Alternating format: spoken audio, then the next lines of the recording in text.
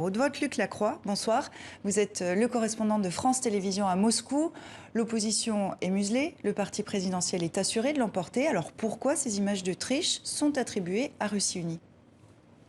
Alors, ce qu'il faut savoir, c'est tout d'abord que malheureusement, ce n'est pas une nouveauté, ces images de triche, ces bourrages d'urnes ou alors ce que l'on appelle ici les carrousels. Ce sont des électeurs qui vont successivement dans un bureau puis un autre pour voter plusieurs fois.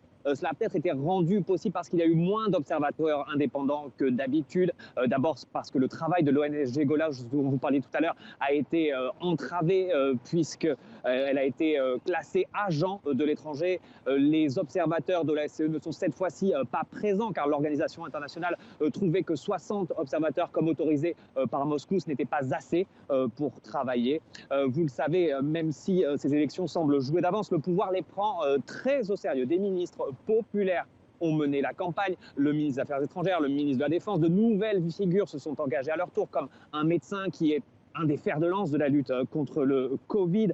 Autant parce que même si le parti Russie Unie est presque certain de l'emporter ce soir, il est devenu au fil du temps impopulaire, notamment à cause d'une réforme des retraites qui l'a rendu impopulaire. Autant la figure de Vladimir Poutine est resté populaire, autant le parti sert un petit peu de bouc émissaire. Et puis, il y a un autre enjeu qui est de savoir si Russie Unie va avoir une majorité suffisante, une majorité qualifiée pour mener des réformes constitutionnelles. Et ça permettrait à Vladimir Poutine d'avoir les mains complètement libres pour organiser l'avenir, lui qui est au pouvoir depuis maintenant plus de 20 ans et dont le mandat s'achève en 2024. Merci beaucoup Luc pour cette analyse depuis Moscou.